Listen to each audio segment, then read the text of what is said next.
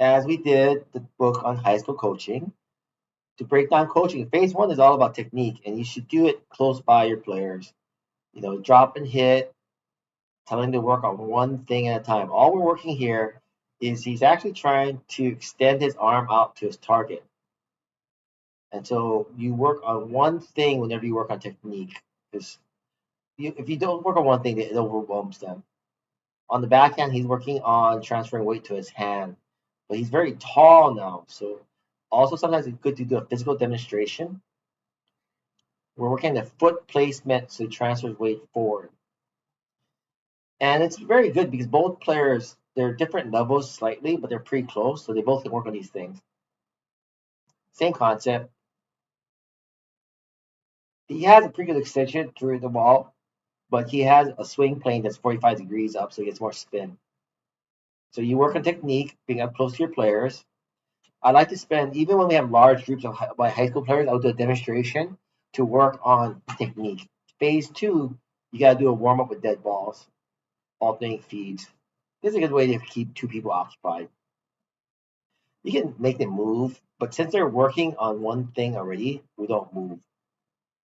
If they were working on movement, I'll make them move. But whenever they work, when you transition from technique on one level and then go to a second level, you want them still focusing on technique, even though now you're giving them a ball from farther away. It's very different to the ball from farther away. And they need to strike the ball the same place they're striking the ball earlier. And so you try to keep things simple. Don't complicate the drill. I like to do technique phase one. Phase two, I do a dead ball feed like this. And then phase three would be they'll do a live ball feed with me. It's kind of a controlled situation where they're playing. And the last phase is they play with each other.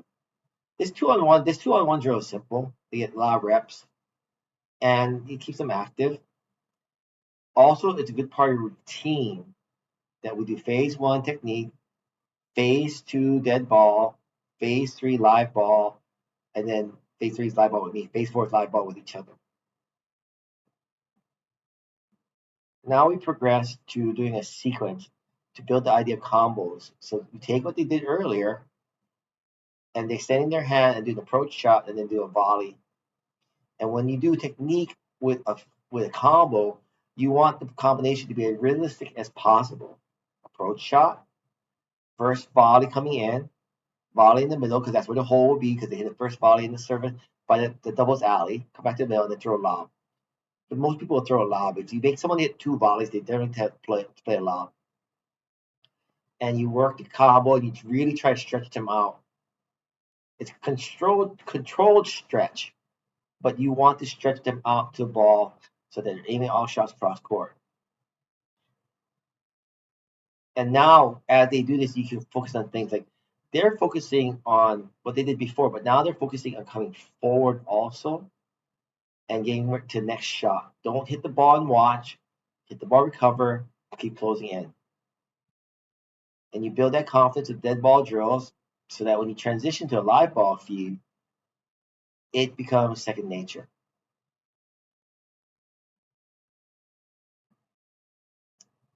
Now you go live, but the combos, building the same combo you did earlier, but now they do it with you. And I'm in the target zone. Ironically, this tends to cause problems for players, just having me on the other side. And I tell them, you hit the ball to me, and I'll play the ball out. And see, interesting, right? He missed basically three shots because just I'm standing in front of him. He's worried about outcomes, not about process. And you have to really remind him, just do the same thing we did earlier. Come on in, same feed, and I try to play it, assuming the ball goes deep, and they try to react. And I play all balls cross court, they play all balls cross court. This gets them used to the concept of a target and ignoring the player. Oftentimes they worry about like how good my second shot will be, but they shouldn't be worried about how good my second shot should be. Just like the feed. Ironically, I think the feed is harder than my ground stroke. Yet they miss the ground stroke. So now just doing the same rep, extend the hand to the target, come in, first volley, then attack the middle, and then if the opportunity presents itself, I would lob, but the opportunity hasn't presented itself at all, right? And off the lob, this must come back in. So we keep working it over and over again. So that in the course of a real point, this combo drill we did in the beginning builds upon itself. A lot of people like to do dead ball drills, but dead ball drills have no value in that the player doesn't have the pressure of someone in front of them. Once I go in front of them in the target zone, there's pressure, and they start to miss. It's a very interesting thing. But as you do this drill over and over again, it becomes second nature. They know I'm going to hit the first shot, I'm going to hit the first volley, hit the second volley, and then I'll throw a lob, the overhead, and come back in.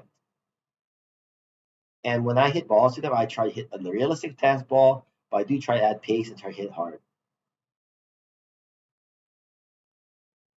Emphasize to them, keep coming in, keep coming in. It's like a real point. They try to make it as real a point as possible, and you build upon the skill they had previously. That's what makes a good drill. At the high school level, you can do this if you have 6 people on court. It might slow down a little bit, but there's value in having an audience too. So now you've seen the foundation of the drill. Start your technique, close to them, dead ball drill, live ball drill with you in front. The last level is you add the other players. It makes it really hard when you have uncontrolled players playing. That's the ultimate last level. But you can build your own drills with these foundations. Think about it. Leave comments below about things you want to do.